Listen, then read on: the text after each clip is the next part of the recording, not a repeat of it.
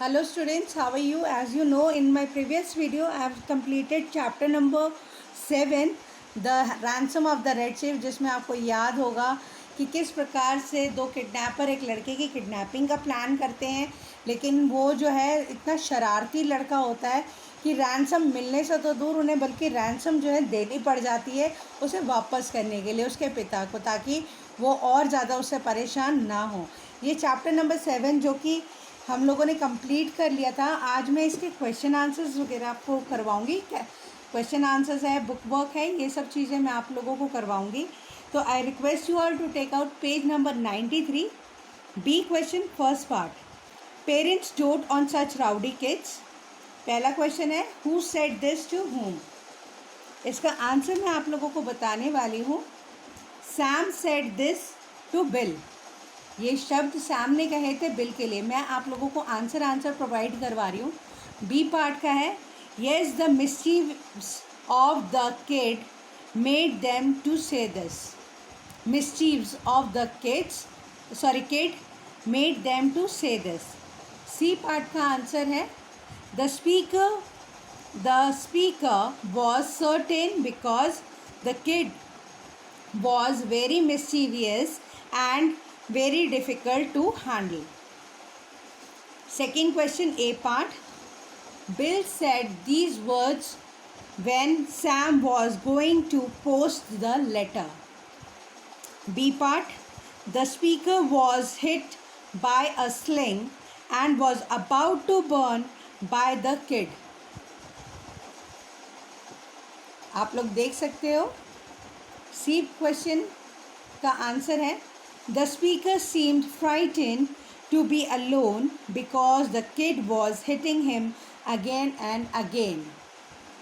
Third question, A part, Bill was running from the kid and to be catch up by the neighbours. B part, the speaker couldn't catch up with Bill because Bill was more eager to go away from the kid. C question, no, he was scared of the kid instead of the neighbor. तो आप जानते हो bill जो है neighbours या पकड़े जाने से ज़्यादा जो है उस बच्चे से डरा हुआ था, क्योंकि उस बच्चे ने उसकी नाक में दम कर दिया था। Now I am going to tell you the question of C part. आप देख सकते हो यहाँ पे हमारे पास 5 क्वेश्चंस हैं। क्वेश्चन नंबर डी का फर्स्ट और सेकंड जो है आप लोगों ने होमवर्क में करना है। In this I am not going to help you. आपने खुद पढ़ना है कि was the boy troubled by the kidnapping. क्या लड़का परेशान था किडनैपिंग के द्वारा? हाउ डू यू नो, क्या वाकई में वो परेशान था या उसके किडनैपर्स परेशान थे? ये आप अच्छे से जानते हो, आप लोगों ने स्टोरी पढ़ी भी है, समझी भी है। Why did Sam ask Bill if there was any heart disease in his family?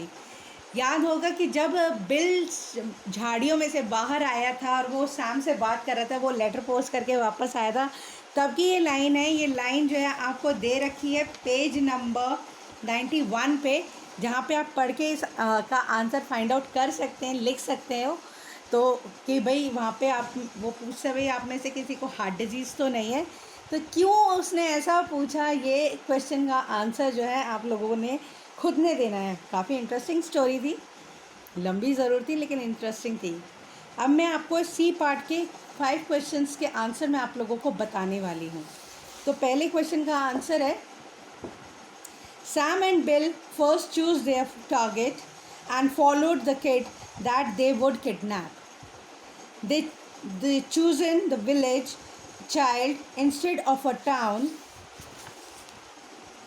child, as villagers are more concerned about their kids. तो ये है सी क्वेश्चन के फर्स्ट पार्ट का answer.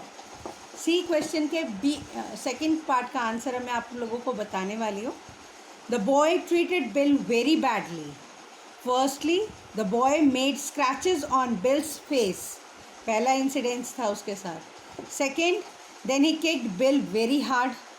Third incident, kid was sitting on Bill's chest and hitting him. याद होगा जब वो सोने जा रहे थे केव के अंदर। Then he hit him with a sling and put him near the fire, वो बोलते हुए पानी के पास डाल दिया था जहाँ पे वो जलते जलते बचा था क्योंकि ऑथर ने उसे खींच लिया था. Then the kid made Bill his horse and hit him on his side, घोड़ा बना के उसके कमर पे मारने लगा था. The kid hit him on his legs and also bit him on his hands and Thums.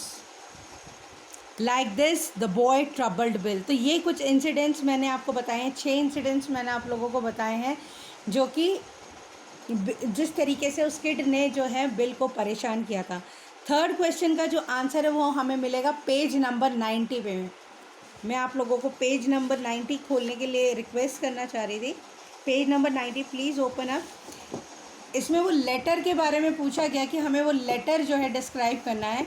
तो प्लीज़ आप लोगों ने ये लेटर लिखना है जिस तरीके से अर्बन एबेंज़र डोरसेट को लिखा गया था किडनैपर के द्वारा. ये लेटर है हमारा answer number 3. I think you have got it. ये आंसर नंबर 3 है, पेज नंबर 90 पे है. I think you have got it.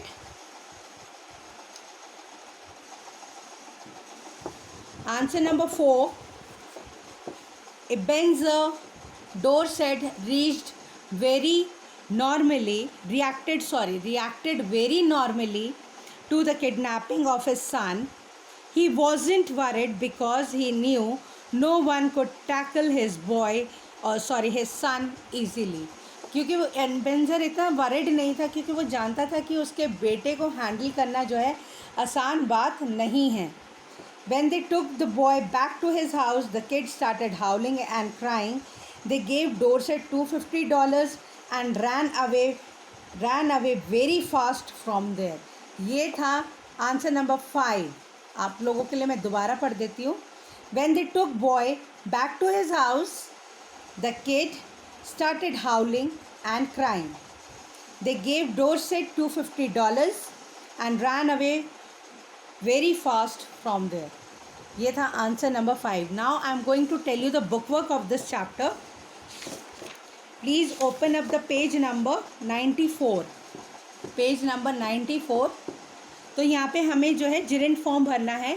First में आएगा लर्निंग, सेकंड में लर्निंग है, थर्ड में रिमूविंग है, फोर्थ में स्लीपिंग है और फिफ्थ में फ्लाइंग है. बी पार्ट में सेकंड में ब्रोकन है, थर्ड में फैसिनेटेड, फोर्थ में सिंगिंग, फिफ्थ में हैंगिंग, सिक्स्थ में अनॉयड, सेवेंथ में staring. Got it. Now we have to use a phrase instead of the coloured words.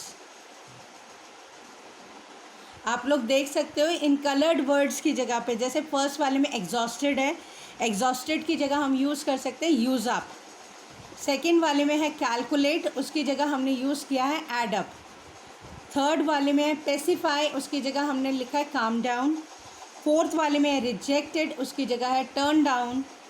Fifth वाले में prepared means draw up. Sixth वाले में फेल्ड, इसका मतलब है cut down. Now the matching के आप लोग नंबर्स देख सकते हो. फर्स्ट वाला third, then sixth, fifth, first, second and fourth. This is the book work. You can take the screenshot and do it very nicely. This is all for today. Wait and watch for my next video. Till then, stay home, stay safe. Bye for now.